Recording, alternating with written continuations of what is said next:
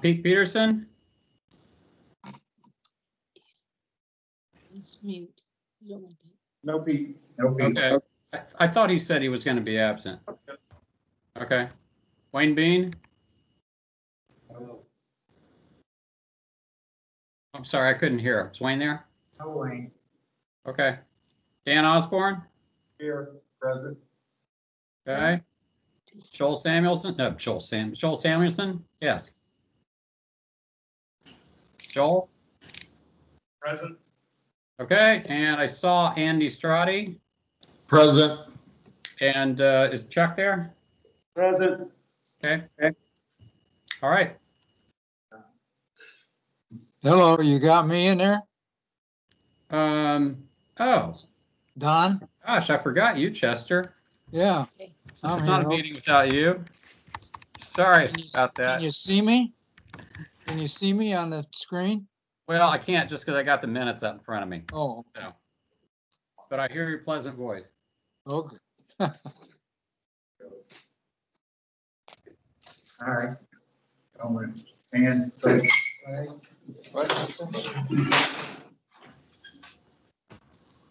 allegiance to the flag of the United States of America, which stands one nation under God, indivisible, with liberty and justice for all.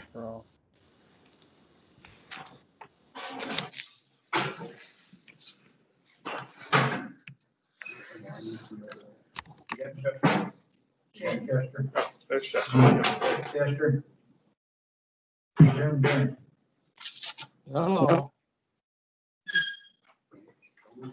Yeah. All right, everybody's had a chance to. Like watching the Democratic convention. None of them had their things ready. Approval of the July minutes, everybody's had a chance to look at them. If everybody's seen anything, I think Second. we got first and second. All in favor, say aye. Aye. Aye. Okay. Was that Dan who made the first motion and who seconded, please? Yes. I'm sorry. Sorry, guys. I'm just having a hard time hearing over Teams. All right.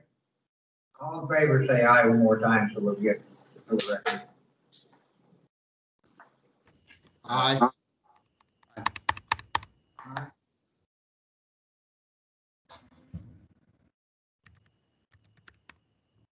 What are we doing here? Approving the minutes?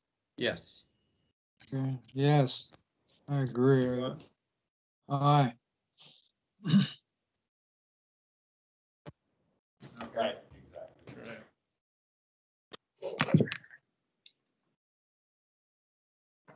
All right, we'll go through got the motion to approve July minutes. Andy, Aye. Don, Aye. Chester, Aye. Dan, Aye. Joe. Aye. And myself, aye. All right, approved. All right, next thing on the agenda is a public hearing 2020-001P for rezoning 105 East Washington Street to R1. Any motion to open the public hearing? So moved. Public hearing on 2020-001P rezoning. Give a second. I'll second. All in favor with the motion? Aye. Aye. Aye. All right, who is presenting this? I can present. I'm James Easterday, and I represent the Neil. Neil's the applicant.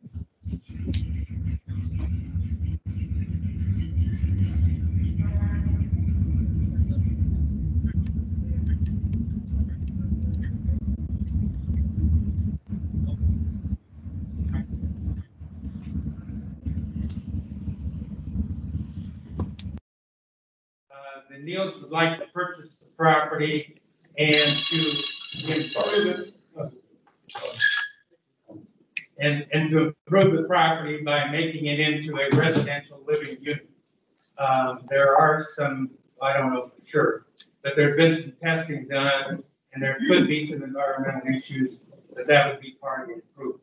So they're looking to try and be sure that it's environmentally sound to improve the property and make it into residential units. When I looked at it, I was a little bit surprised because the two houses right next door going east on Washington Street are actually zoned commercial. That surprised me because they've been residential for about as long as I can remember, with the exception of gift shopping one at one point in time. But we believe that we see an appropriate transition from the Main Street commercial district to the residential district down through by changing it to residential at that location. And you could either change the one, or you could actually recommend to change all three of those properties down through there. But for the Neils to be able to move forward on their project, they would have to be in residential situation. The project they're looking at is not be properly zoned as commercial, and it has been commercial, so we can't kill that by basically what it does. And looking up and down the street as I drove in tonight, looks like we've got about 3 or 4 other commercial vacant buildings on Main Street right now. We certainly don't want to get into that situation on that particular property. I think it's been a difficult property to maintain as a commercial structure, and I think that's the reason that the owners are attempting to sell it at this time. So we'd ask you to give it a consideration. Thank you. All right, any discussion from any of the planning commission members? Well, the audio is coming in all scrambled and gibberish. And it's not a good system. Barely understand what he's saying.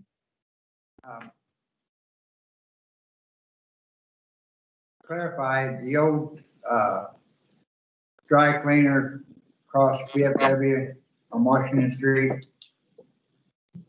They want to purchase that and make it want to rezone to R1 to make it a residential.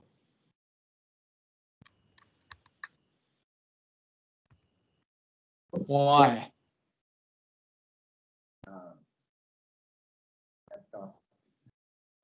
On that, I guess, to answer all these questions. I think on the application, Chester, it said to make it a residential. I mean, it's a detached, single-family residential use is what's proposed. Change that to R1. There's nothing on that property that meets the R1 requirements, I don't think. In reading R1, I mean the size of the property, the setbacks, the everything else is is not there. I think it'd be simpler to leave it C1 and go to the Board of Zoning Appeals and approve that for residents. I wouldn't have any objection to making it a residence, but why spot zone it to R1 when it doesn't meet any of the requirements of R1? All right. Any other members have something to bring on this as far as the rezoning to R1? Jim, I assume that the parking situation, as far as, there obviously there's no garage or anything, so there's strictly going to be parking on the street. That's correct. Okay. Excuse me, they park on the street right here where the apartment is on the corner. All the streets, businesses on Main Street have apartments above them. We're not open for public hearing yet. Oh, that's right, that's right. Yeah, you did open it. Okay. Yeah, that's what, that was a motion.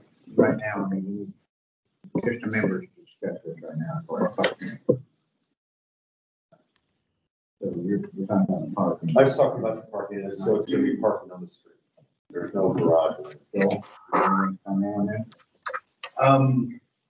For the future aspects of it, it's kind of, it's just the rezoning of it, I would like to see it being worked on, changing it, I don't want to have any good obligation or any argument about it, it's just, with the property being what it is, I kind of am curious at least to get into the soil and see it's clean and everything underneath, that's basically, like you already said, it's gonna be covered if they try and do any work on it.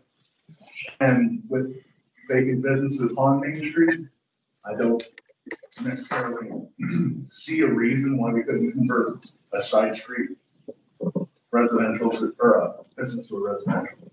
That's what, yeah.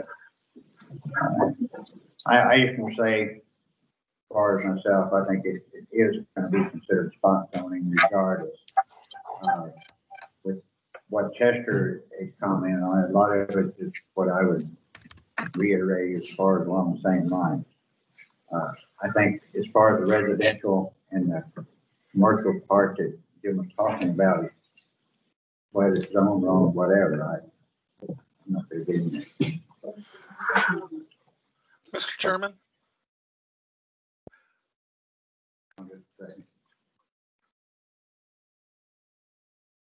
Mr. Chairman, can you hear me?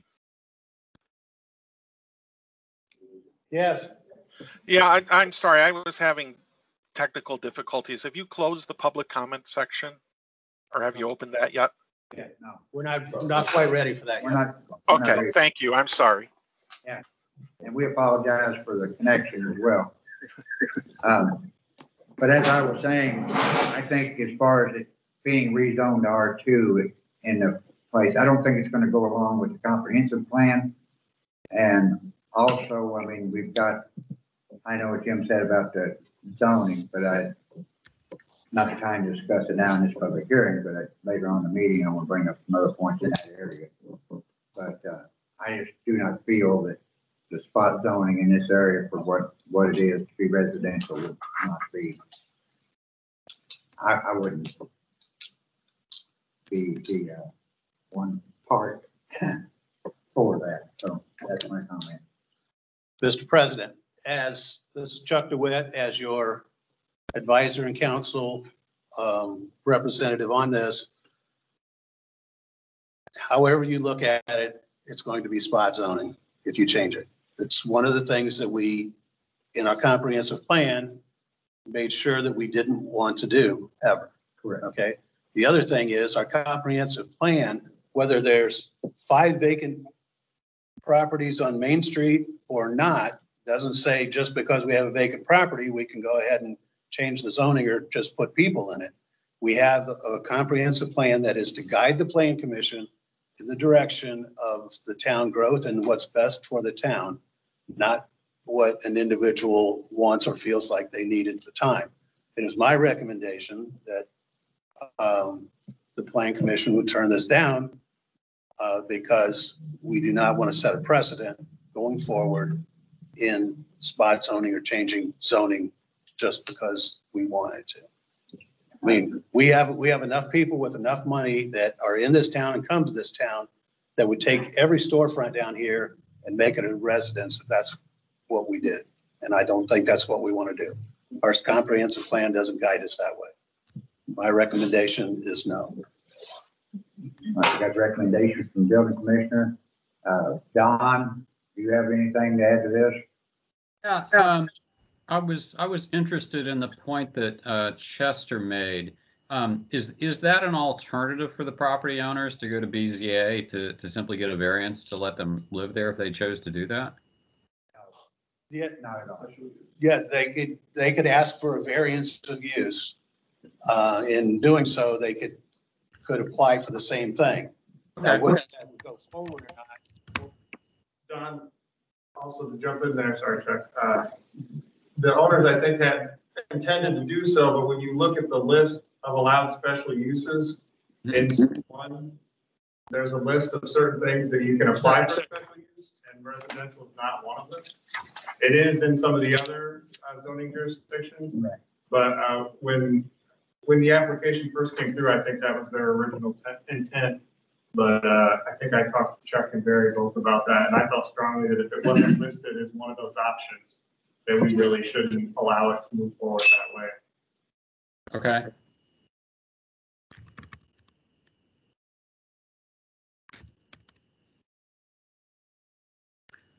Anybody else? Yeah. I just, it's an observation more than it is anything else. I mean, I think Chuck makes an interesting point about the comprehensive plan, and that we do have some obligation to, you know, follow the outlines of that plan. I don't know. It just, with the vacant buildings, maybe the message here is maybe it's time to revisit that comprehensive plan, and that's beyond the scope of this body. But I don't know. I think the points about spot zoning are, I get those, and I agree with them. And I think that kind of the obligation to follow the contours of that comprehensive plan are probably, you know, spot on as well. Andy, have you got anything to add to this? Any comments? Not at this time, thanks. No other members have anything to add? And I'll have a motion to. The way we get people here to speak. Yeah, people here to speak. Yeah, could I just make a request? This is Don Fox, the secretary, who is typing as best he can. So members of the public, if you could just identify yourself and where you live, that would be a great help to me in getting accurate minutes. Thank you. You can walk up. Just let us know who you are and where you're. Your name and address into the microphone. Sure. My name is Debbie Richardson, and I own the property on 105 East Washington. I live in Culver. Do you need my address? Yes. Yeah, it's 11145 East State Road 10 in Culver. Thank you. Sure, thank you. You're welcome. I just can't hear. I'm old. You can go ahead with. Okay, I have a couple questions. I know why. I had two questions. I know why you don't want it zoned residential, but the other question is, a lot of the Main Street buildings in front have businesses in them, but they have apartments upstairs. What is the difference? So in our zoning ordinance, it does allow for residential above commercial, Okay. but not on the first floor. Okay,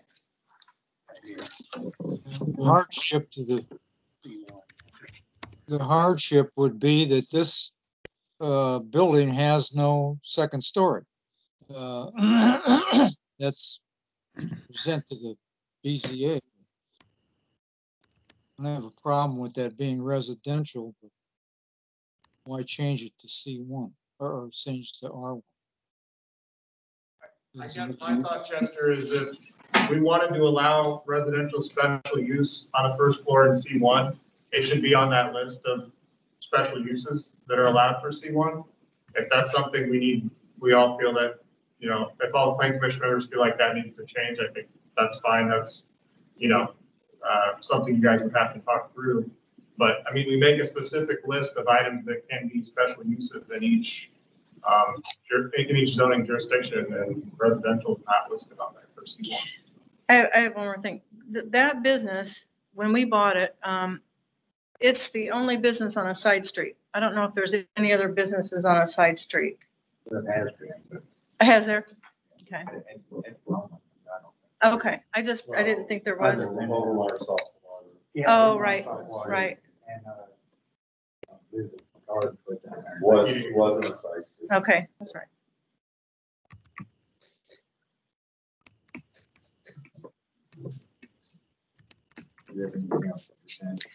I don't think so.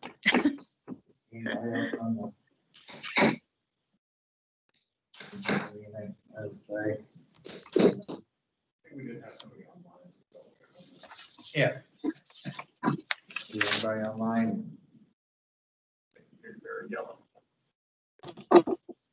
Is there anybody else out there online that has any comments to make on this? No, I've been listening, the points that I was gonna make, you guys have covered, so I have nothing to add.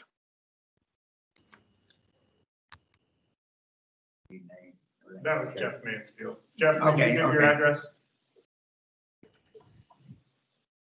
Don, you need the address? 222 Lakeview. Thanks, Jeff.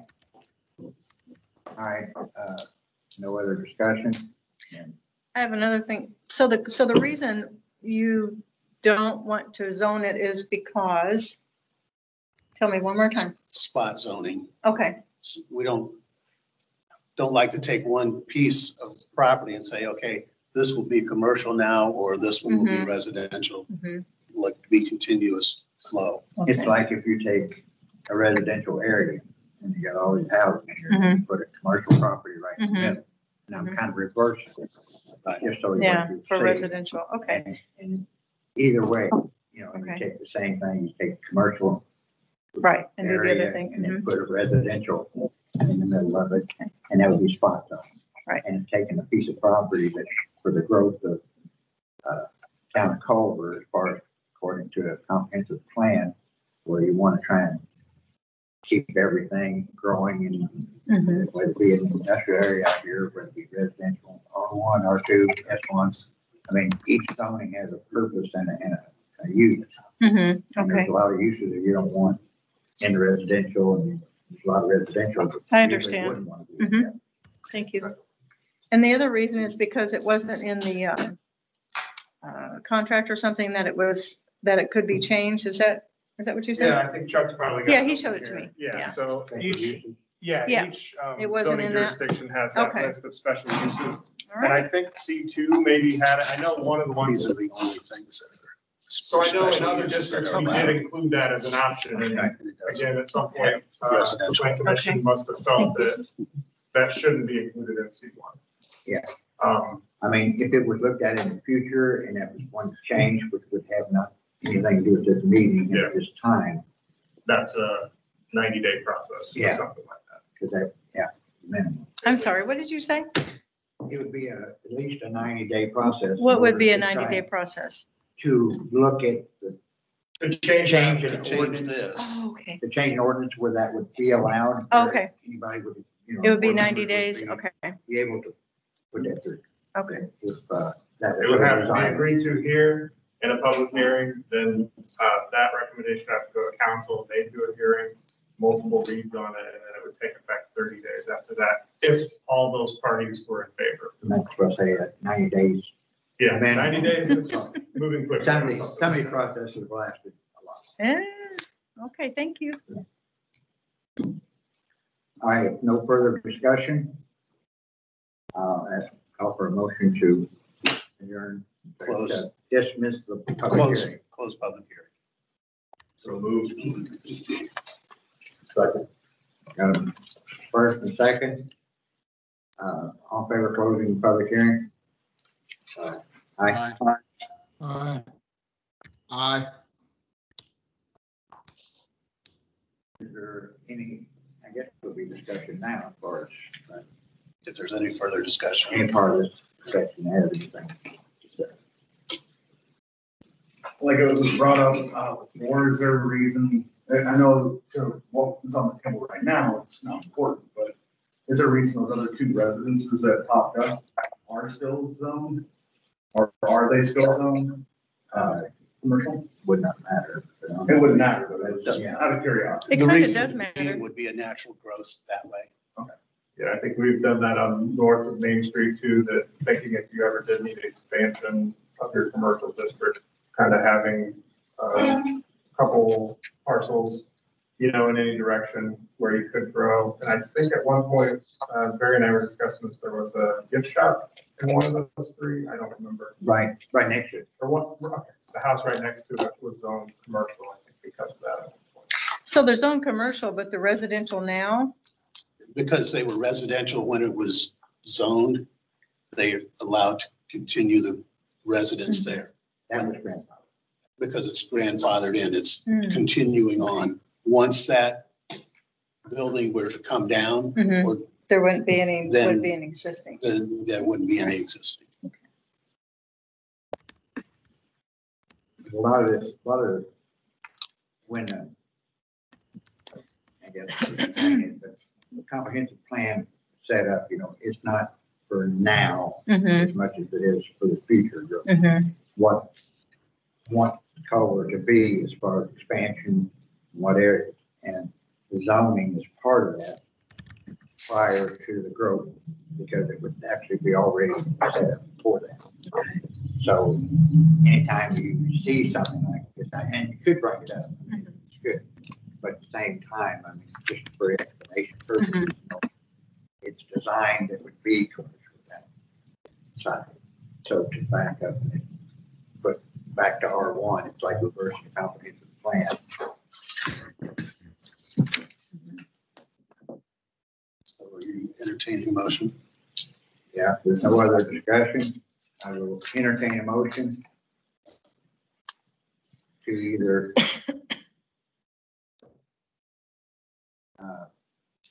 to ask for the rezoning to R1 from C1.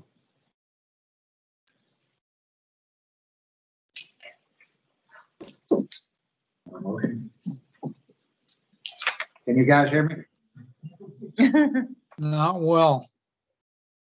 Asking for a motion to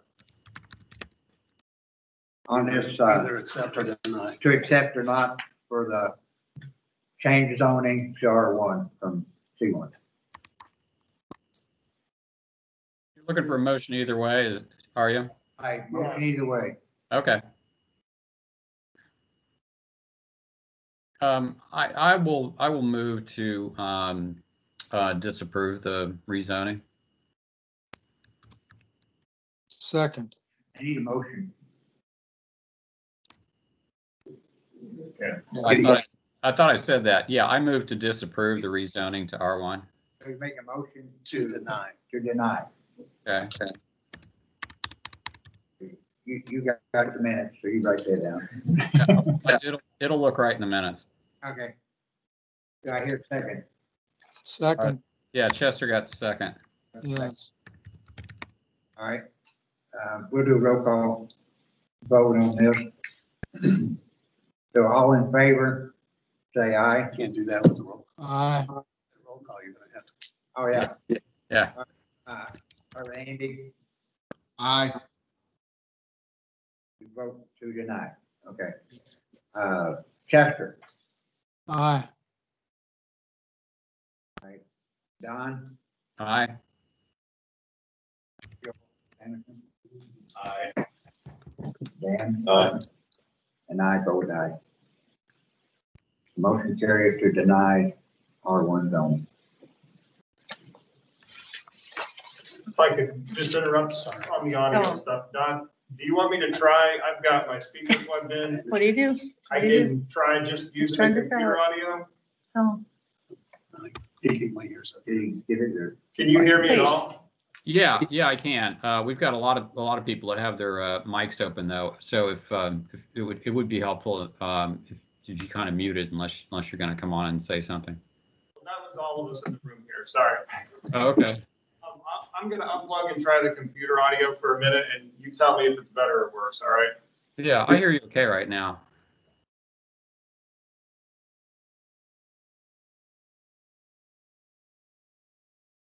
You're done. So I got to change the setting.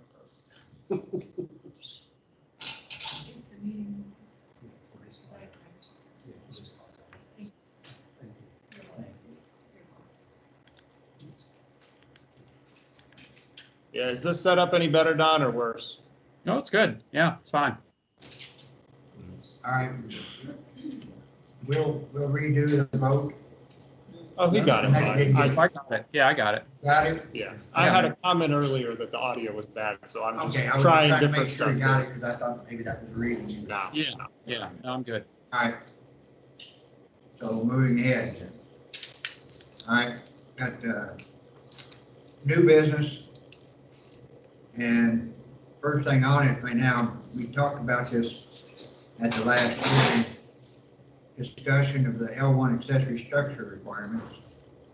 And I know that we pretty well come to a conclusion that Chuck had the right idea already. Is that correct? What was that? About where the where we would actually need a variance or whether permit is required. Now, on the rear yard setback, Was we, no, that's rear for the residential. right? I don't know if they want accessory structure. No, we don't have. What we've got there is, it says in L1, okay, first of all, our zoning says, page 82, unless otherwise provided within a given district, an accessory structure to a residential use may be erected in the rear yard and shall be set back no less than 10 feet from the rear yard lot line. Okay? And we have traditionally said that in L1 that you can't put anything any closer than 25 feet. Has that been your interpretation, Russ? Main structure. You know, and then the average. You didn't do away with the average, did you? No. But that pertains to the main structure. Okay. But there have been accessory buildings right close to the lake. Right, and that's what. As a matter of fact, unless it's been changed, there was no rear setback for an accessory structure. It was side. You had to be 10 feet on each side, but you could be right up against the lake. Right, For that's a lake. Yeah, That was a special provision for L1. Yes. Right, Russ? you said rear yard. I'm sorry. It does say the rear yard setback for accessory structure is 10 feet. And the side yard is 10 feet or 10%. Again, that's the street side. We're Right. talking about L1. The street side, correct. But as far as the accessory structure that we were looking at before, we were discussing as part of the lake. Okay, let's keep these separate because we're getting, I think we're confusing both of them. Okay, so we're looking and in agreement, direction from the planning commission is that we will continue with what has been done in the past with a no less than 10-foot setback from the rear yard in residential, R1, R2, and L1. That's what has been done in the past and with our previous building commissioner. And I think that's what we need to do to move forward. So that will be as written on page 82 and 83 to go forward. Now that is one issue. That's the rear yard setback. Rear. Now the next one that comes up is the discussion of the L1 accessory structure requirements for the L1. On page 83, it's second paragraph, it says, in L1 lake residential districts, one accessory structure normally associated with lakefront usage shall be permitted within the required front yard setback area. Such structure shall not exceed 250 square feet. Okay, so we do have a size on it. But where we run into the problem is not to exceed 2.5 feet or 30 inches in height. Now, where we run into problems is to make a 250 square foot building and only have it 30 inches out of the ground doesn't make sense. When it says we can have accessory structures in other districts that go up to 16 foot high. I am not sure because I wasn't here, but the not to exceed 2.5 square feet, when you're looking at a primary accessory structure that is connected to lake usage, which would mean storage for your canoes, your kayaks, your water games, or anything that you use there, your cleaning brooms for that such.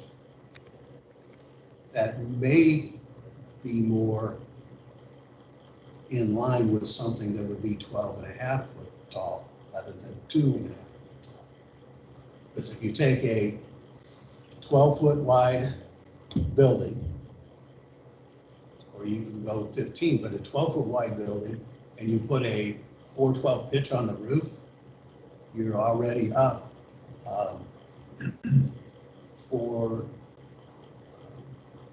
you're up 20 inches already. So, and to have a door to put things in, door's going to be 7 feet minimum, plus your space, your header and your space above it.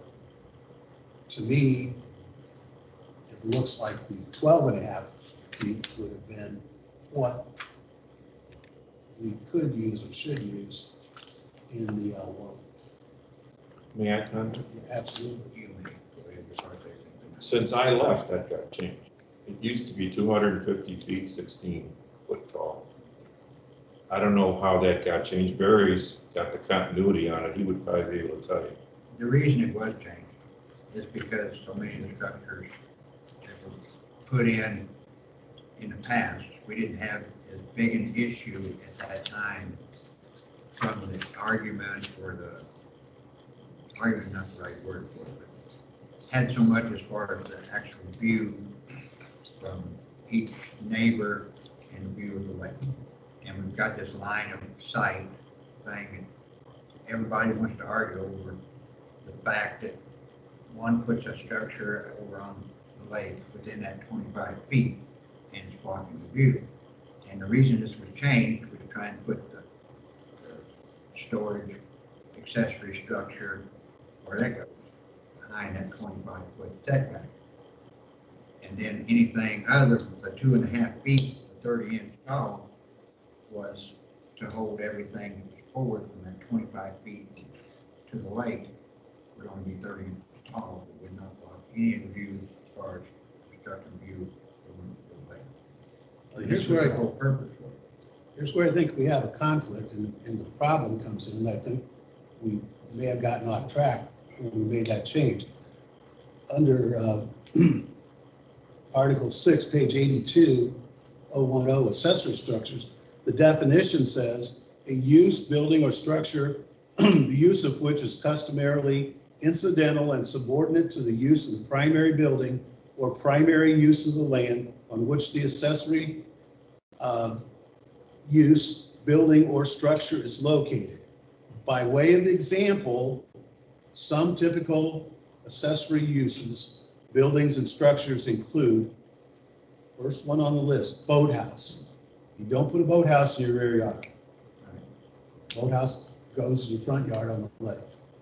So it says here that we have, under definitions, that primary use should be a boathouse. Boathouse is not going to go in an R1, R2, C1, or any place else. It only goes into an L1. I think we made a mistake when we said 30 inches.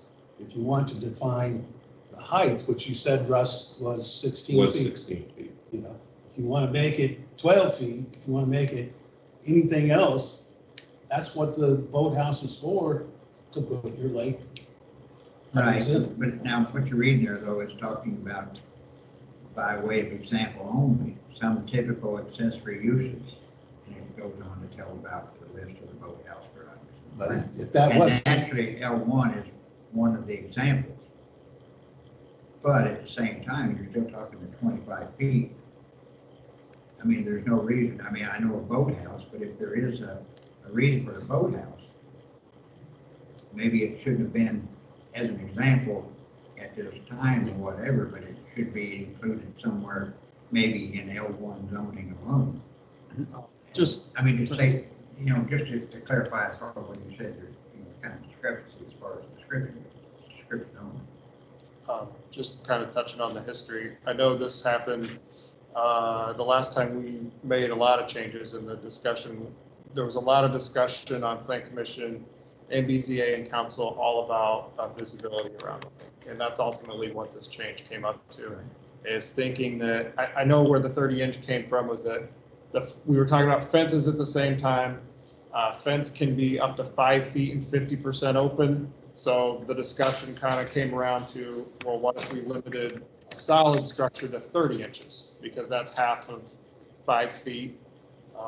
That's kind of where that number came from. But again, it was intentional on the Plan Commission's part at the time to try and protect the view around the lake. And the thought was that if there are boathouses that are permitted, they should either be ones that are torn down and rebuilt on the exact same location, or they should go to the BZA for approval to make sure that sightlines are protected and that it's reviewed, that the neighbors have a chance to weigh in. That, I know it was intentional, whether that's the right answer or not.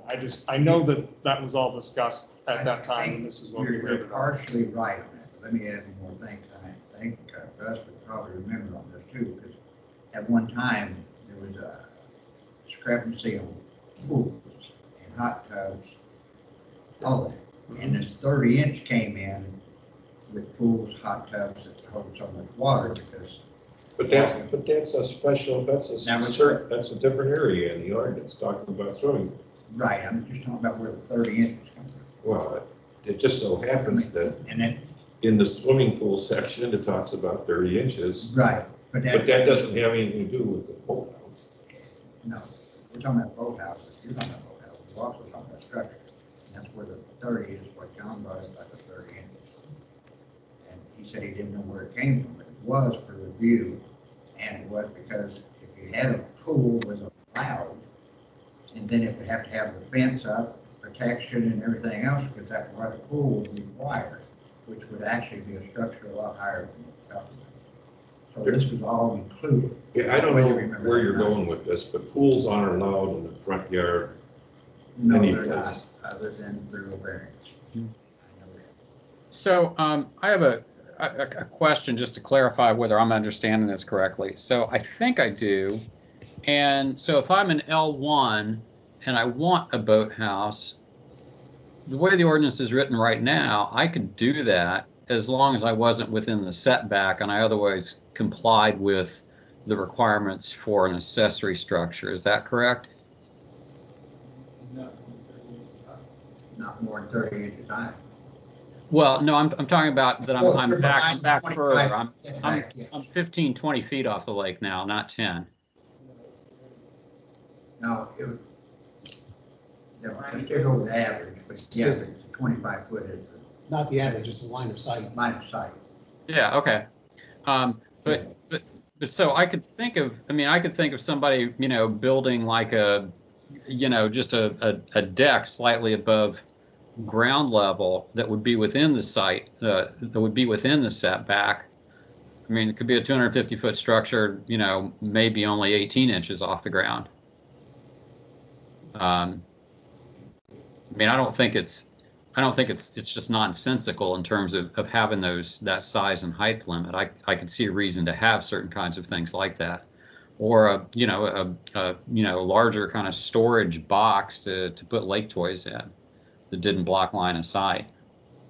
So, and I think Jonathan makes an interesting point in terms of there's one, like what do we think the policy should be? And I think that Barry and Jonathan have given us some history about why it is the way it is versus did we just make a mistake in the drafting?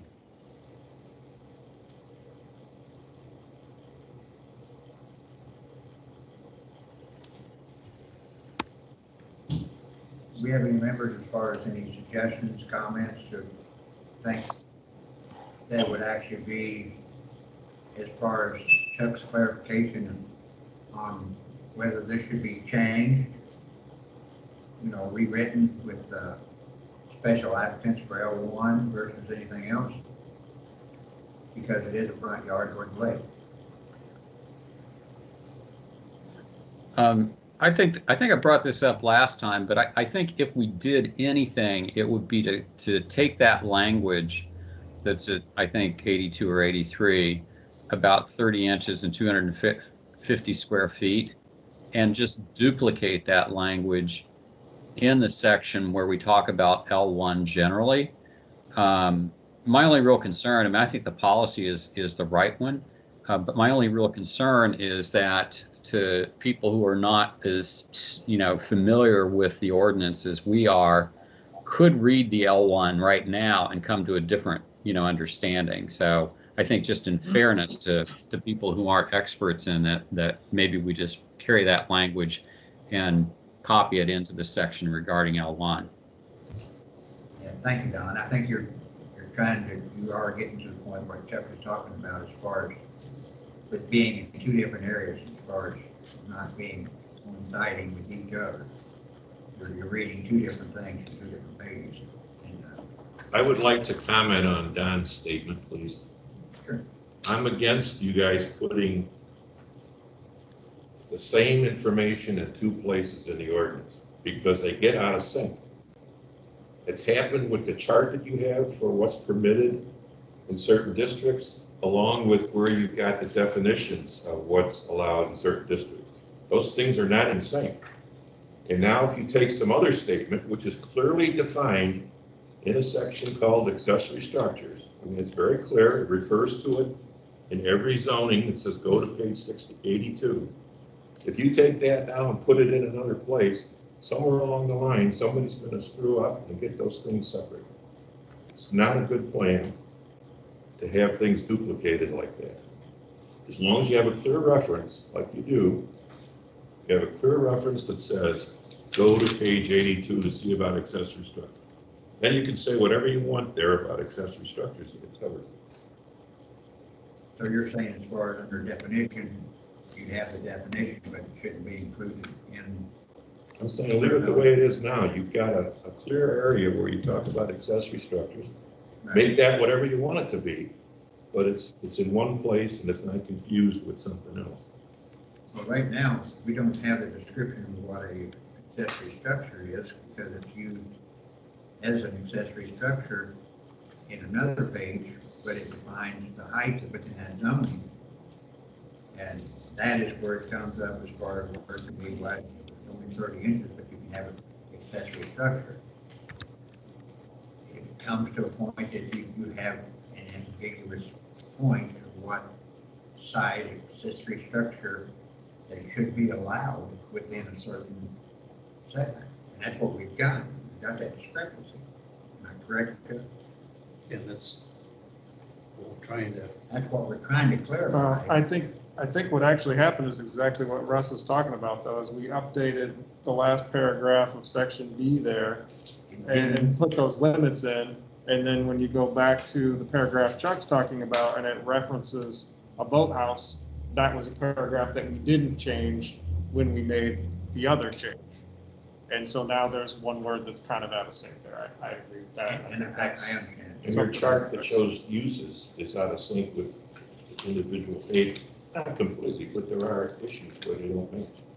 If you do see those, feel free to either email those to me. I know we looked at them once, but I'm sure we missed. Right. I mean, I know, Russ, you remember, we've had this as. That's no one's favorite job. We find these things as we go. And a lot of times when we write new ordinances and get them approved, there's things that are duplicated, there's things that are amended, and things that are kept the same. And I think sometimes that gets missed as far as what keeps from the old ordinance, because of the way it's read, and the changes don't completely coincide with the way the old ordinance is written. Well, Russ is right from the standpoint that each zoning district has additional developmental standards. At the end of, bottom of the page 24, L1, it says accessory structures use standards, go to page 82, okay? So, and that's where we talk about boathouses, and then on the other, under D, we're talking about height of structures. To put things better in sync, if we took the definition, paragraph A, and took out the word boathouse, then we would have, it wouldn't be listed in there. And then where Russ said leave it where it's at, the under accessory structure for L1 district, then that's where it says shall be, one accessory structure shall be permitted with the required front yard setback. I think by eliminating the word boathouse under the definition, leaving the 30 inches in there, it's going to correct that it doesn't go two directions. So by doing so, if we go through every example though that's listed, and then we've got fences, swimming pools, hot tubs, gazebos, a lot of these things are still. I guess the issue I would have with deleting it is then what is a boathouse? Is it still, Have a definition of the boat. I mean, is You it- have to have, if someone wants to put one up, do they need a permit to do it if it's not an accessory structure? everything's gonna be an accessory structure built up. I mean, that's true. We're saying right now that a concrete bench in the front yard is an accessory structure. We're saying that a cooktop is Oh. an accessory structure. I know. So if we're saying everything's an accessory structure, you're not gonna get out of boathouse, but it doesn't. No, that's I mean, exactly it what I'm has to be. reading is what I'm saying. Anything will have to be permitted. I've taken I know, mailboxes to the BZA. I know, back to the definition of structures, I don't want to go down that road again. But I mean, when we come, what I'm saying here, under the definition, we use by way of example only. Yeah, right, And I don't agree it's just an example. by the example being written as a term of definition. I don't think, I mean, if you have a used building or structure, the use of which is customarily incidental and subordinate. The use of primary building or primary use of land with accessory use of building or structure is located. I mean, it pretty well tells you what. Comments back I don't want to dump it out, but one of the things that gives me a lot of grief is on page 25. At the top, it says permitted use, accessory structure only one. Right. Well, if you define the structure the way you have, then you can't put up a flagpole, a mailbox, a garage. You can only do one in an L1 district. I don't think that's what you guys intended. It was intended to hold the structure part, because you still go through BZA for anything you want to add, as far as if you wanted two accessory structures. And this is why the BZA is there, as far as if you have a use for those specific structures that you might want. I personally never had the intent that I would stop a flagpole or a vent your yard or some of these other things that we could go on and on about. Basically, if I took a concrete block and put it in my front yard, somebody could say, technically, I got a structure in my yard. Right. You know, That's what troubles me. and that's why I was really against as far as the whole definition of our structure. But we had no, what would I say, as far as the time trying to describe what a structure was, where you could limit or exempt certain items without having a total list in your ordinance book telling what is accepted and what is not accepted without going through the list of items. And I know we had this whole discussion several years ago, and this was changed to that definition structure. Not to get into it, but we don't know what is created. One time we had uses of accessory structures and permanent. Two different definitions. And one was accepted. Now we don't have that temporary. We had one that described a permanent foundation, another one had temporary, no permanent foundation, nothing in the ground, temporary use. And it can make a difference between within the required setback or not. This is why the definition came to a solid definition for structure. And I don't know whether there's going to be anything that could actually be a definition that wouldn't cause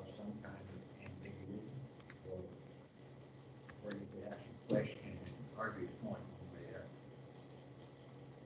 And I know it was decided back then, I don't know how it would come to a point where one person would be able to argue that this is and this is not. Planning commission, building commissioner, or what it would be. I don't have an answer. But I know this is the closest thing we've had as far as confining on anything being done because of the openness of the old world. Because we just shut out everything. And you wind up shutting out everything. You shut out everything in the front yard. Setback. Yeah. Was that really what you wanted to do? That is not what I wanted. But that's, that's what. So if that's Plan Commission's thoughts, what about anybody in the audience, or talking about Plan Commission members? Yeah, and before we move on, I didn't catch who actually made the reference to page 25, just for purposes of the minutes. Mr. Easterday. Oh, thank you. Okay.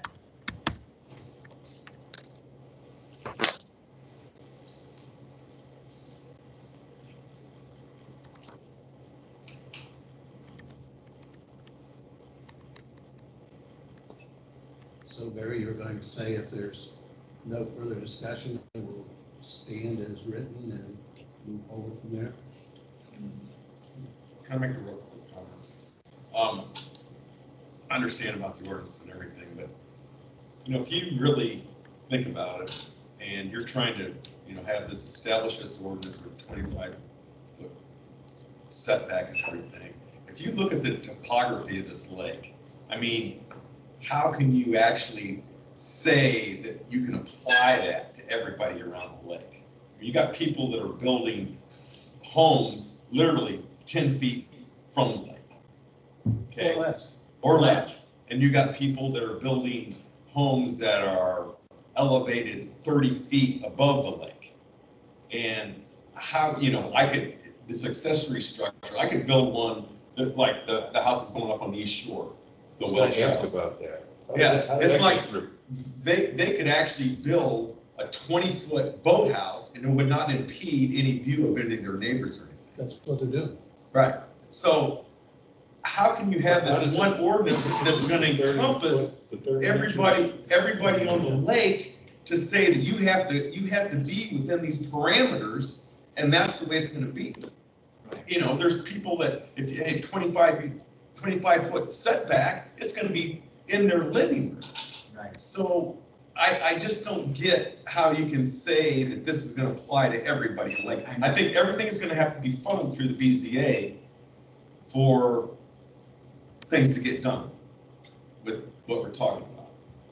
Well, when it comes down to it, and I just don't see how you can have a standard that's going to apply to everybody. Saying, because if you didn't have a standard, then it would be open to what you're saying they should be able to do on theirs, everybody.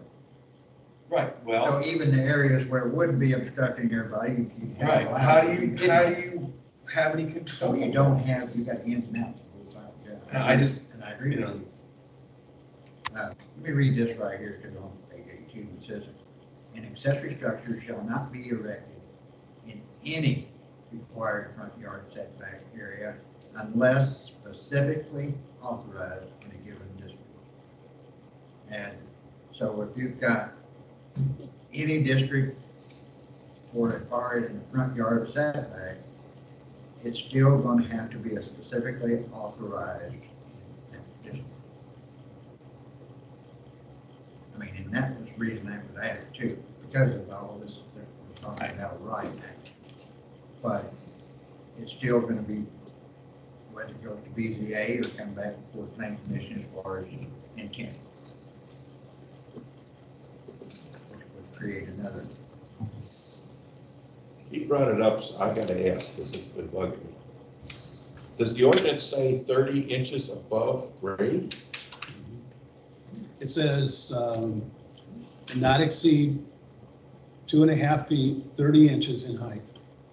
And height's determined the way above ground. That has to be assumed because it doesn't have any height until it gets above grade. There's no, if it's under the ground, it has no height. I'm looking at it from the lake, it ain't under the ground. It's sticking right out there. No, you're seeing the front doors of it, you're not seeing the structure of it.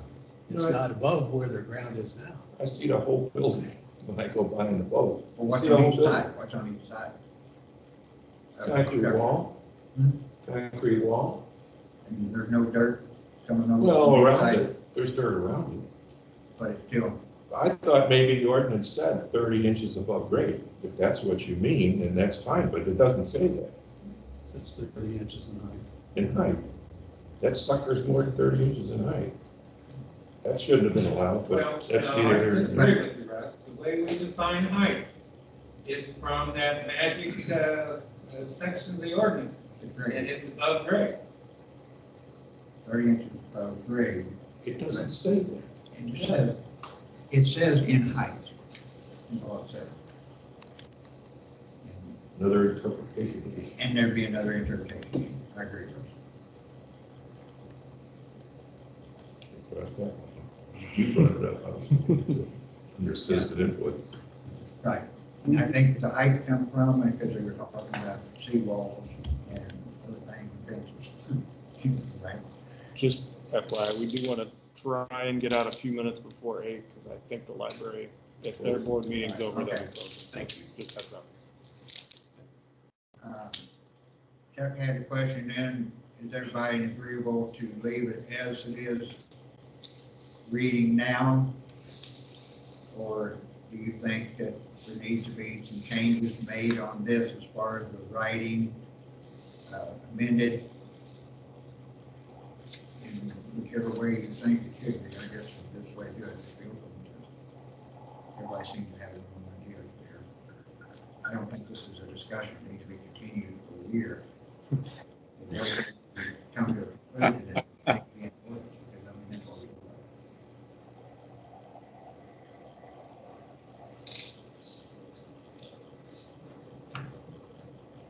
Chuck, I'll go to you as far as your recommendation, as far as what you think to the board. Okay, personally, I don't agree with The way with the 30-inch height or anything else.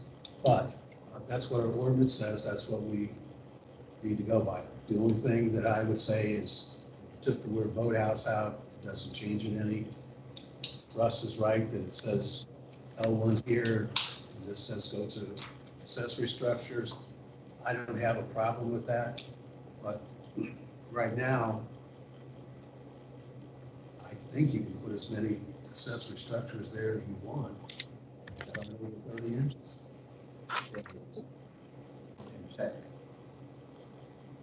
No, in the setback, no, that's in the 25 feet, 25 feet.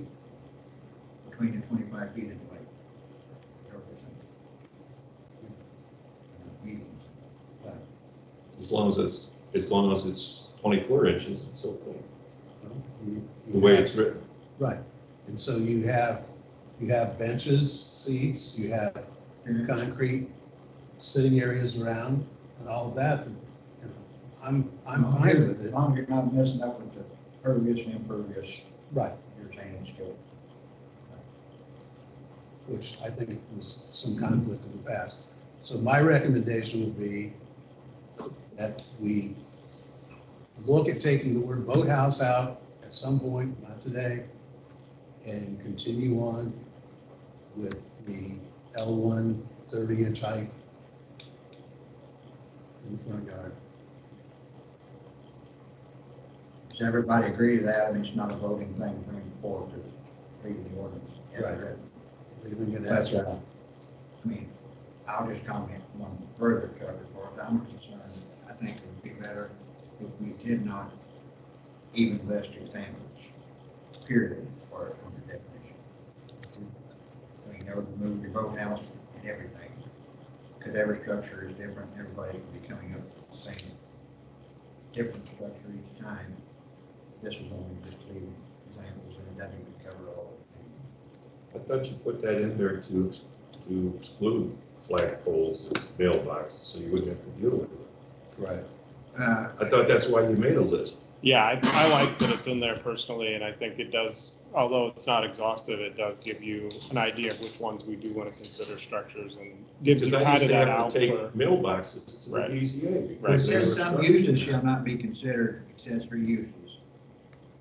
Buildings or structures include mobile home, manufactured homes, construction, whatever. So maybe. I think under the statement, it says that some uses shall not be considered accessory uses. I think that should stay.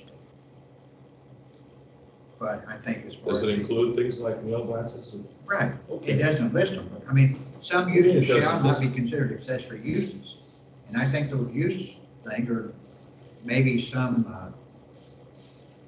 structures should not be considered as accessory uses. Either wording, I think, would still do the same thing. But without the examples are not to exclude, on the example do or include.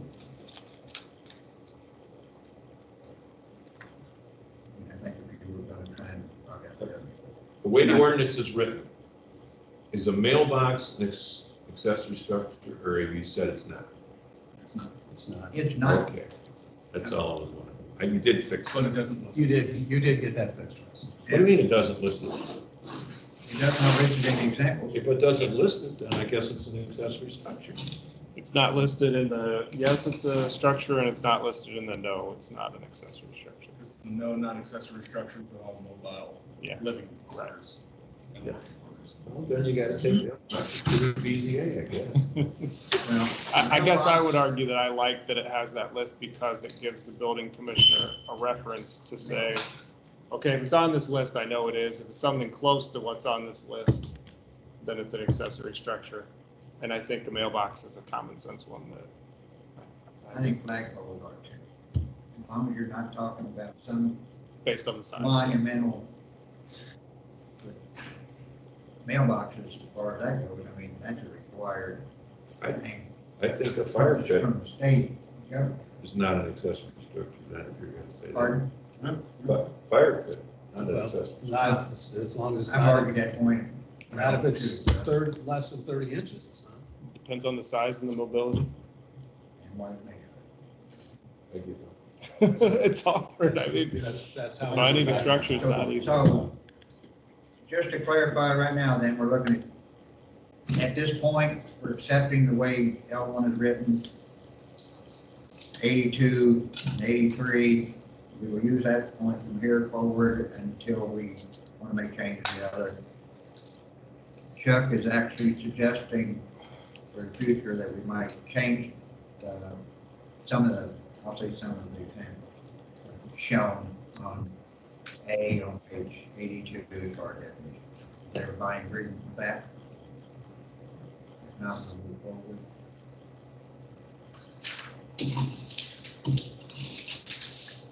All right, quickly moving on. Got that, Chuck?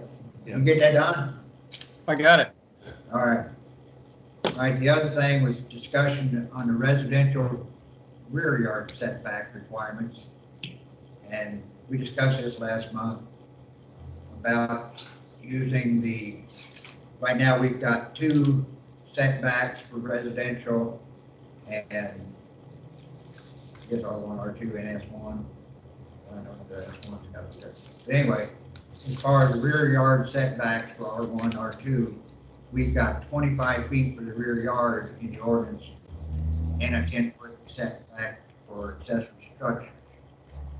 And in the past, we've had 10-foot rear, 10-foot side, 10 and 25-foot front yard setback in R1.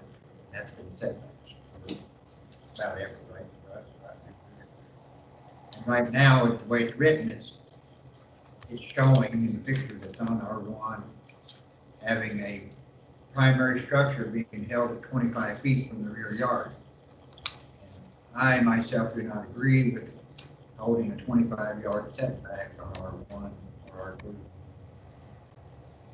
Because combining, I think it's going to actually induce and require more ordinances to be questioned and taken to BZA, which to me, when so many times the repeated request to go to BZA so often, and maybe something's not right. I think we've all agreed on that. Are you talking about the primary structure? I'm talking about the setback alone as far as on R1 is required Primary structure. for any structure. No, accessories can be 10 feet. Accessories can be 10 feet from the rear. Correct, so is the primary. No, primary is 25 feet. It never has been written as 25. It doesn't say that? It does now. It says in our ordinance right now, it says R1 and R2, minimum rear yard setback is 25 feet. For the primary structure? For any structure. No, the primary structure. Right.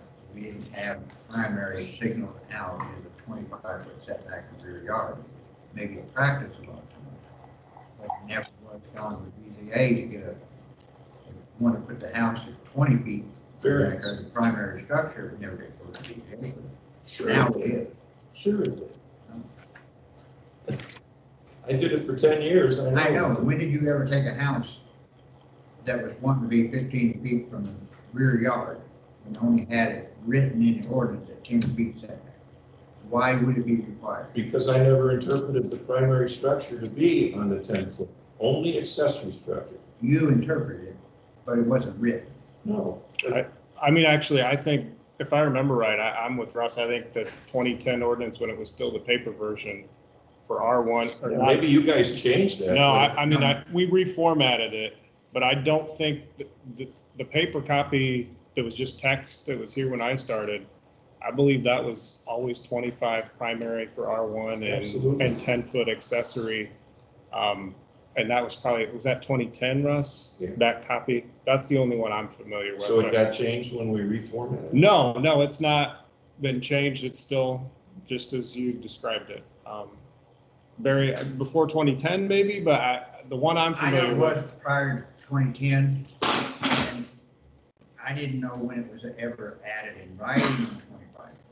Yeah, I've never seen it was ever added in writing. I believe it was. And if it was ever enforced, there was never even a requirement for a variance other than for that 10-foot setback. And I know for accessory structures, and it was I'm considered. telling you that in the 10 years I was building commissioner, if anybody wanted to build a house closer than 25 feet in the rear, they had to get a variance. Trust me on that. And this, I mean, we can just. We're not going to argue. Yeah, I mean, I can get you the copy and we can look at it. Okay, so what we're saying here and how we're going to look at this going forward is how we have in the past, that it will be 25 feet rear yard setback, R1, R2, for the primary residence, and then under accessory structures, it says we could be within the 10 foot, and that's what we will do on the accessory structures.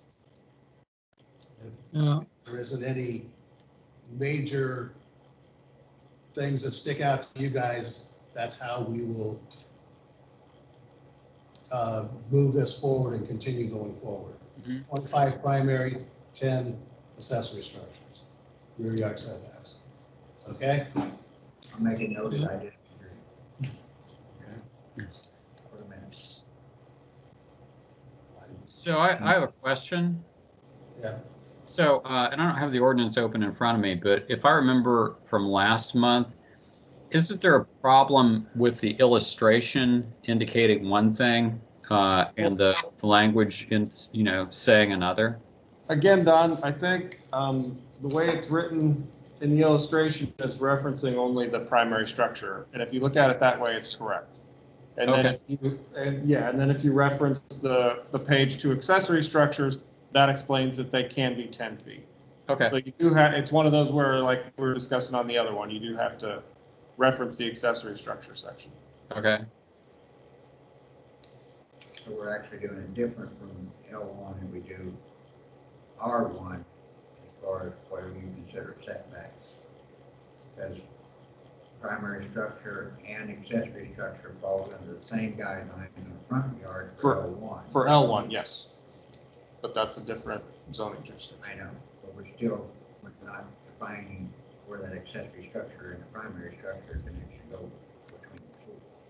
Yeah, under accessory structure definitions, it says it's 10 feet unless otherwise specified for that district. And L1 it specifies that it can be that average setback. Right. So I think that's actually, what's- L1 does not have a specific setback Right. for anything other than primary and accessory at the same They're at the same spot. setback. Yes. And R1 and R2 will have separate setbacks for primary and accessory. Yep. Just for a small conversation, not taking longer, but I've looked this over as far as lots and everything else. When you consider trying to combine some of the R1 lots that we've got, you take 50 feet off that lot and you're combining that home to be dead center on most of the lots, which is less than 50 feet on some of these lots. That regardless of what they build on there is going to require a variance. And I think that's not really what we want to do, is try and combine a setback that would require a variance 9 times out of 10 when you build a home. That's all. I think we need to move on. We have someone who's been waiting Right. patiently And I'm to, good with that too. under new business. All right.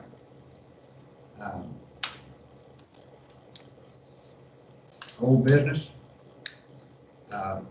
We had discussion as far as new zoning for institutional, academic. We do need to be thinking on this. Chuck, do you have any recommendations, bring that would be close? What I would recommend is that we have a subcommittee to work on this and bring the language forward. I would say that I would like myself and 2 other members from the Plan Commission. And if there's anybody, we need to pick up somebody from the academy because they're, I think BZA would probably be close. I'd like to be on that committee. okay, so we've got Chester, who else is saying yes? I'd like to be on that committee, please. Okay, All right. So we've got Andy and Chester. yes. You Yep. guys want to be on the committee and you talk to somebody from the academy and Chuck. Andy's from the academy. Oh, Andy is from the academy. Yeah, he does two. Okay, so you'll kill 2 birds with 1 stone on that. Yep. That's not gonna be- You think we need somebody from the BZA? I I think it'd be good. think it would be good At because least ask them on a lot of Thursday. this stuff that we're commenting on all Yeah. tonight is because of that. They'll have to deal with the ones figure. that, They'll have to deal with it. Andy, Chester, myself, and we'll add 1 member from the BZA. Right? I don't think it can be me, but then put 3 on the Yeah. same board. So, I'm the same way. We'll figure that out Thursday. all right, John, you want to try and set that up and we've got the volunteers as far as, oh, if you want to do it on Teams would or, we have to, you mean you want to do it on Teams or what was the question? everybody, Oh, as far as advertising or, I mean, if you, you want the committee, and do we have to approve that committee? oh, yeah, I think that'd be good. If you guys would vote on those 2 appointments, that'd be good. I mean, as far as, Yeah, For for the adding- record. and actually adding a Yeah. review committee to Yes. this and the members that are. Please do. Yep. But I would entertain that motion. If I have to say that, I'll say it now, what it is. Entertain a motion that we have a review committee for looking at the new zoning for institutional or academic, whichever you want to call it. To review what can be or review to discuss what that zoning might incur. And Andy and Chester volunteering for that committee. Now I entertain a motion to accept this committee and they volunteer. I'll make that motion. Second. Get that done? It was Dan and Joel, wasn't it? That's Yeah, correct. You got it. All in favor? Aye. Who else said aye? Andy, Chester. Everybody? Aye. Okay, we got it. It's majority. Okay. And then make sure we get by it. Then we have, Now we got, road commission. we do not have anything other than we're busier than busy. I will have your, yeah, we had some difficulties in the office. Lori broke her foot yesterday. So, no, I'll get that. All right, so. Sorry. Citizens- Questions for road commission? All right, citizen input? Anybody here have anything? Vernon? Other than what we discussed already? Vernon, are you there? Vernon, you're You're muted. muted, you're muted. I'm muted. There you go. All right, I'm unmuted. Gentlemen, how you doing? I made an offer and it was accepted on a piece of property that's on 10. It's we're 17. It's right to the west of the new dollar store. And I have some expertise. I have been in the sports and entertainment world for over 40 years, and I am in the maritime practitioner for over 20, and I've been collecting cars for 44 years. And back in around Thanksgiving, I lost all my storage areas for whatever reason all at once. It was a pretty dramatic weekend on a holiday weekend. And so I was on a quest to find property where I can build a garage or which that might lead to something else.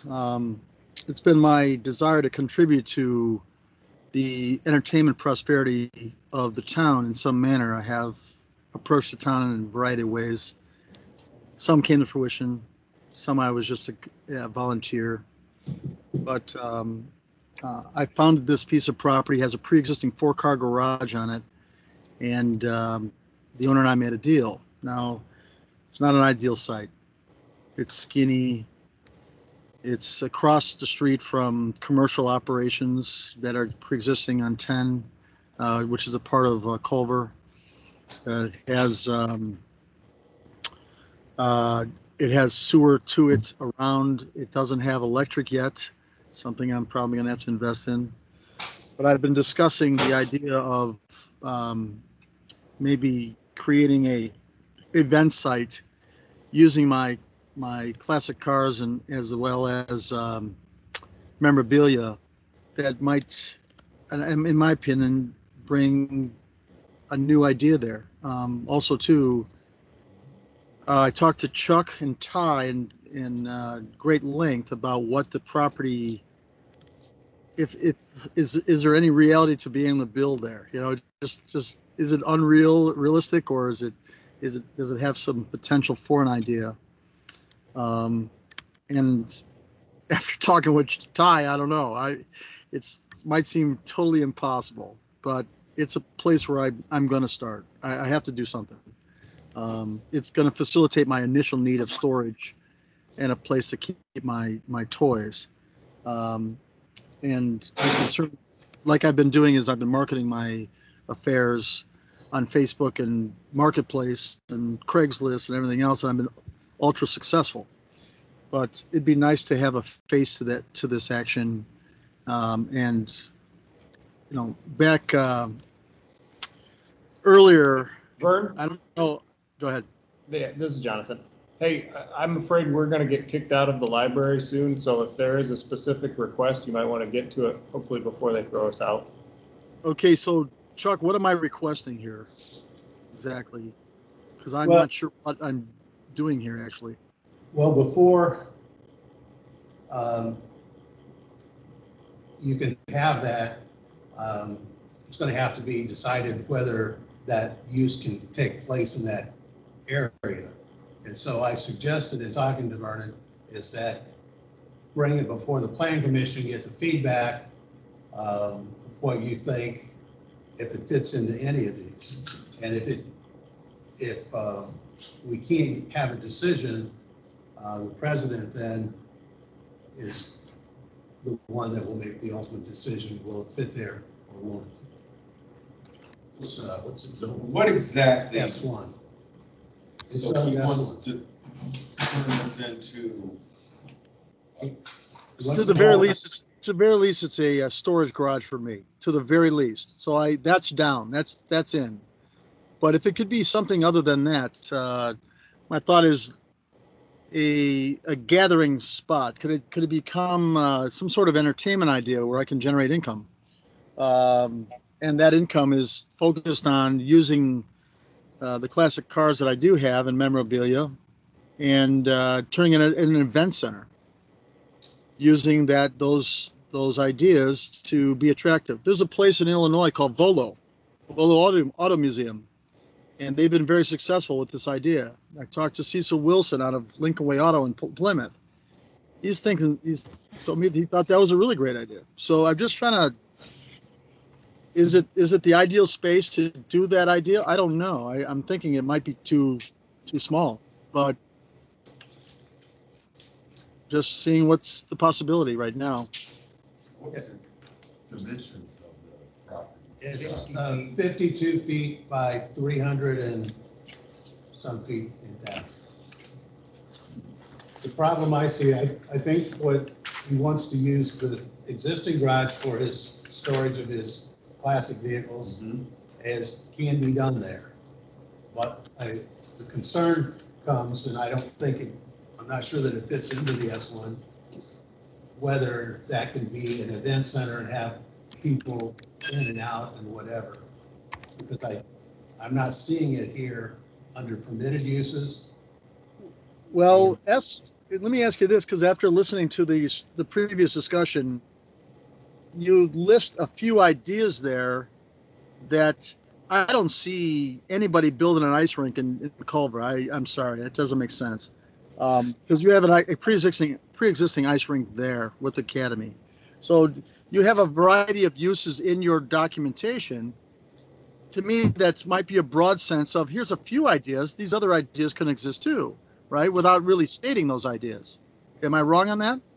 So Vern, I think when you look at what it requires to really be considered its own parcel as far as developmental standards for construction or any activities there, in a residential district, the minimum width is 75 feet, and commercial C2, which would make sense for the kind of use you're talking about, the minimum width is 100 feet. So, I mean, it doesn't seem like it's close to working out for either one of those, honestly. Yeah, well, it's S1. That's correct. The zone.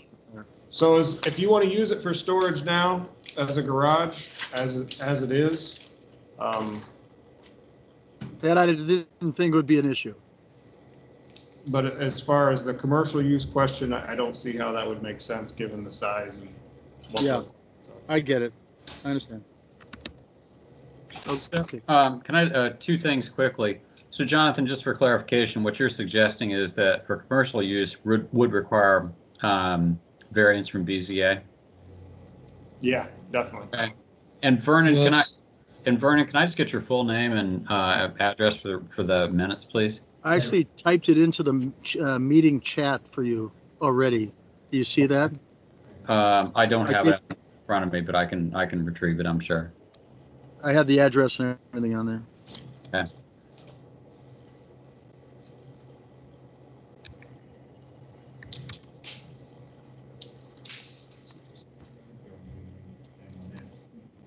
I'll do it again for you.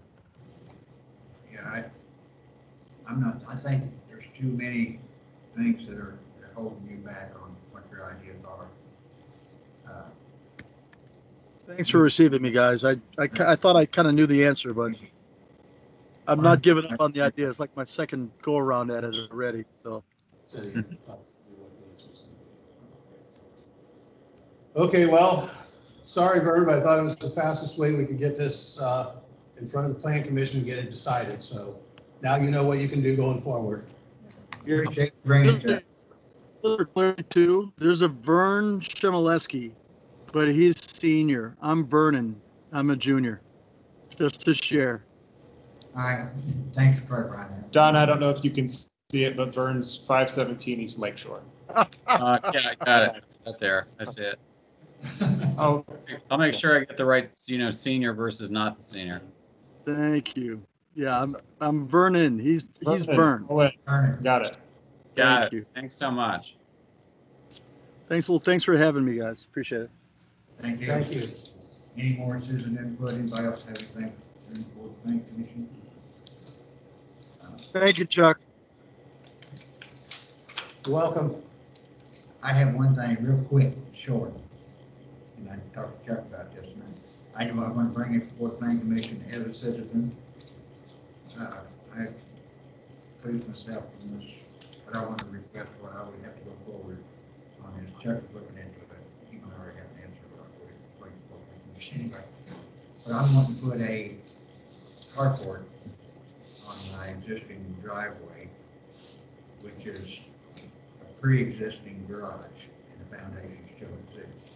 The garage foundation is only, Chuck and I estimate between 3 and 4 feet at the max, most, as far as where the original structure is going. But it was a garage, and it was a bedroom upstairs of the garage. It was 2-story on that part of the house. And it was tore down because it was pretty bad. And my wife couldn't afford to rebuild it at that time. And my question is, put that carport on there. I know I would require a permit. But would it be required for a variance? John's having trouble hearing you, Barry. Okay. It's on this page now. But yeah, just need to Barry. Can you hear me now, Don? Yeah. Okay. What I'm wanting to do is put a carport Yeah, I got that part. on my driveway. Yeah, and whether you need a variance to do that. Yeah, and it has a foundation where there was a garage and upstairs originally. And I know I'm bringing it for the Planning Commission because I didn't know, as far as Chuck and I did agree, it was kind of a little gray area there, what we would have looked at. Because it is a carport, I'm not rebuilding the garage that did exist there. I feel like I could without the variance because grandfather or put it back, but I do not want to do that. So, the carport there, and would, under anybody's comment here, would a variance be required for me to put a carport on the existing foundation? Or just a permit be required?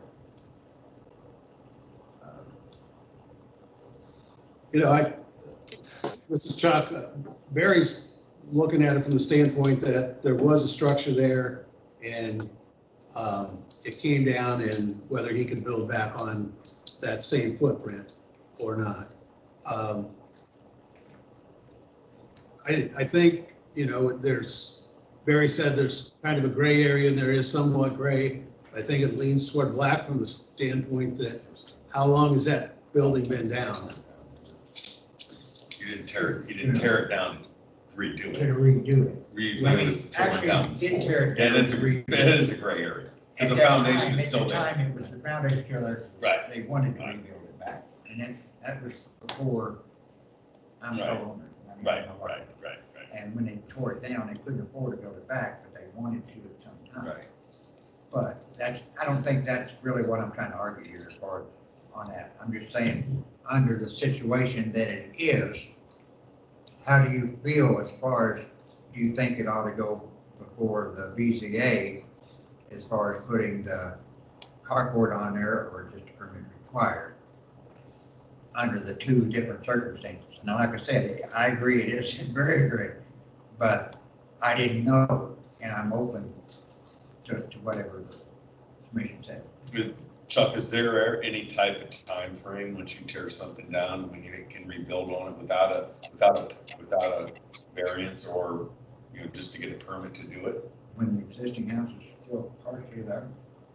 When is that making, that's where the gray area comes in. Right. When it comes to a building permit, you have 6 months to start, 24 months to complete it from the time you apply. The demolition permit, you have to have it torn down within 6 months. I think where it comes in is we didn't get an an application within a year. They may not want to be built. Right. Right, but, you know, so that, There's never been a time requirement to build it back if you intend to, as far as tearing it down and do it. I mean, we don't have that in writing. That's where it becomes gray. right, And I'm only trying to present it to show the difference here is why I have to ask. You just want to do it right. I want to do it right. Right. exactly. And I commend Barry for doing that, for coming to me. We talked, you know, looked at it, we met, talked about it, and for Barry to, you know, want to bring it to his peers to make sure that however it happens, it's not going to be interpreted as favoritism, favorite Right. son, Correct. or anything else. That's just going to go in front of the PC. I never thought about that too. Thanks for throwing the wild card in. So, anyway, that's why he thought it would be good just to bring it here and just kind of get Right. some feedback. Right. Not that there has to be a motion or No. or anything tonight, just get There's some an input. feedback. I want recommendation or What the their plan thoughts commission on thinks. What the plan commission thinks as far as they go. I mean, what if it was somebody else doing the same thing? And that's what I want. Exactly. How exactly was it attached to the house? Because you're saying there were living quarters above the garage? It was all one Okay. primary structure. Two roofs kind of feed together, they actually. It was actually, you know. It was part of the house. And then It was it attached. 2 It stories, was attached. garage and that. Attached. And stairs coming from the house existing right now to the bedroom above the garage and door going through into the garage. Yeah, but you basically, since that garage has come down, you've sited that side of the house, so basically there's nothing there. Correct. There's nothing there other than the foundation and the Okay. concrete steel floor, the garage door. Yeah, I think a permit should just, oh no, that's another need of variance. Because it's existing without anything, even though it's still got the foundation down there. It was existing many years ago. But it's still an existing structure according to the thing. Not arguing with Peg, I'm just. It's trying not to over make a 30 point. inches tall. So it can't be a structure that's not over 30 inches. Okay, and there's some structures have to be less than 30 inches for that. Structure, anything. In our ordinance, Yeah, what has to be less than 30 inches? in our ordinance? no, I'm saying the structure has to be 30 inches tall. Couldn't be over 30 inches, be structured as far as on hill one. We're looking at it. Fire pit was required at one time, you know, depending on what it is. But I mean, this is not an argument situation. I just want to comment. To make things simple. I just think to make it simple and clean, just go to the BZA. Yeah. Then there's no And, question. you know, Barry, there's one thing about that, at least you're not president of the BZA. That's why I. So, okay, so that's fine, you know, I'm vice president of the president. planning commission, you're vice president, but you're not president, so that's all good, we'll take care of it. But I mean, if that would, I mean, I did want to hear. what I just think to everybody- make it clean, I think Chuck would like to see that, correct? Well, But Chuck wants it done right. right, yeah, I want it done right. It takes it out of, it's not my opinion. Yeah. Well, I'm just, what is your, okay, it's not your opinion, but I'm asking your opinion. You think it should go before the BZA? Yes, I do, because it's been down long enough. That's good. Everybody else agree to that? Yes.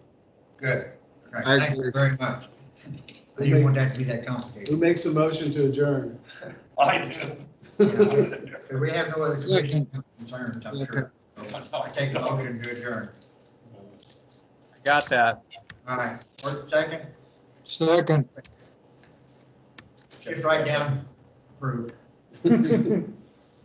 Thanks, everybody. Thank you. Thank you. Bye. Can't see my hand, I'm waving. Good night. Good night, guys. Thanks for the virtual meeting.